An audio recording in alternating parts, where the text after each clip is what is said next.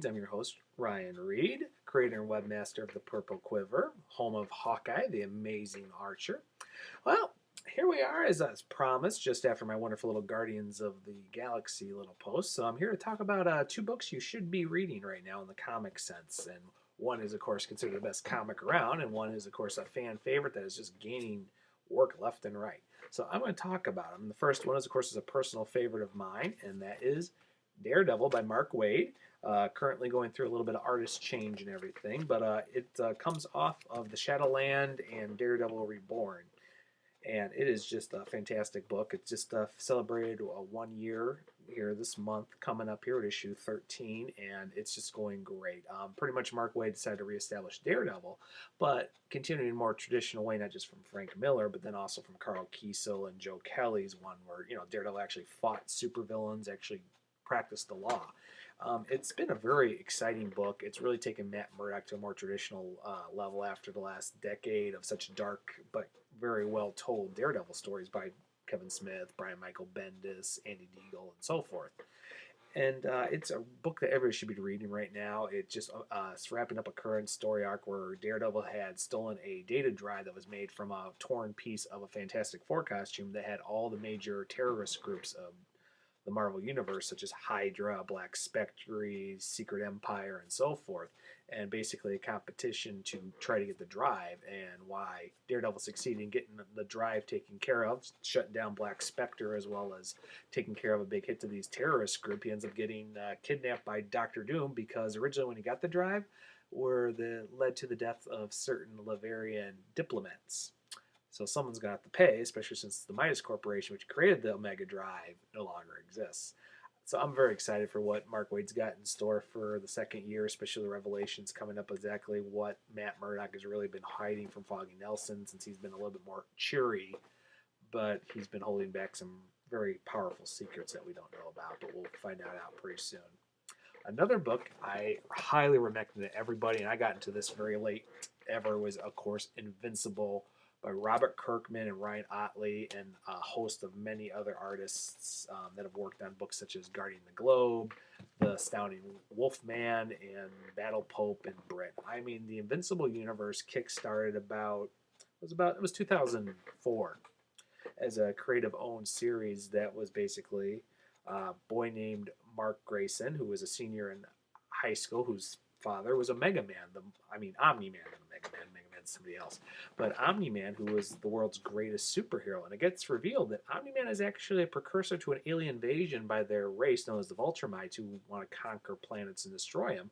And Mark stands up to his father. His father comes short of not killing him, and then runs off in exile. And it gets revealed that he's had a change of heart, that maybe the Empire is all wrong, and maybe Mark is right.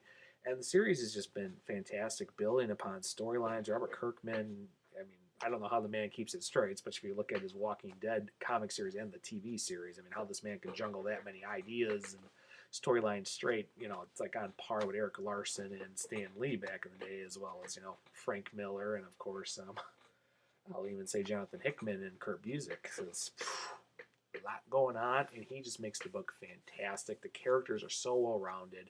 All the bad guys, it's hard not to disagree with them because you understand their motivation. Some have basic, but there's more to them. And all the characters are so well-rounded, besides Mark, Invincible himself, his family, his girlfriend Adam Eve, the Guardians of the Globe, which are a really fun group. They're getting their own book in September, and I recommend people to pick that up very soon. It's just, the book is superheroes and cosmic done right without overpowering one or the other.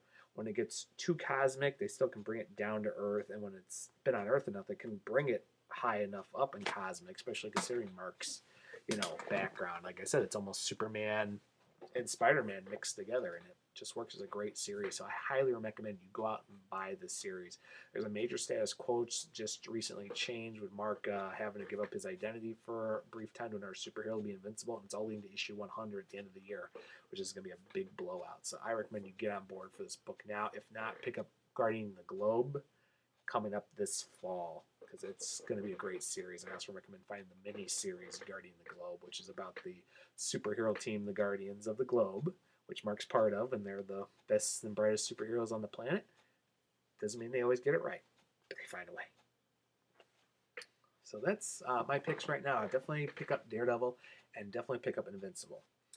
And anything else here I'm going to bring up? I'm actually going to be talking about a wonderful technology book here coming up here, which I discovered just last year, and it's coming up in its 6th edition, which is Networking 24 Hours, which I will be talking about in my next review because we don't just talk about comics and Hunger Games and graphic novels I enjoy. This is about really stuff you should be reading. But I'm also going to be getting hugely into Green Lantern. I've just recently picking up this book, and as you can see, there's Black Hand, there's Hal Jordan, and there is Sinestro. There's a lot coming up for Green Lantern here this summer as well as the end of the year. So we're going to be talking about Green Lantern in the next review as we get ready for the annual and the Revenge of Black Hand.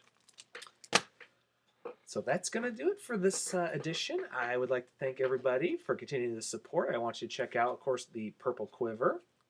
It is a wonderful place on Hawkeye. There's going to be more going on. I'm actually going to be picking up the new Hawkeye series by Matt Fraction, Aji Olin, and coming up in August. So look out for more reviews there.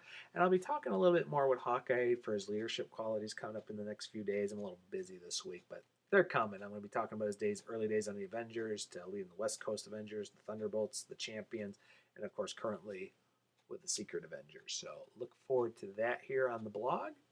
Otherwise, you can find me on Twitter, and I will see you later. Bye.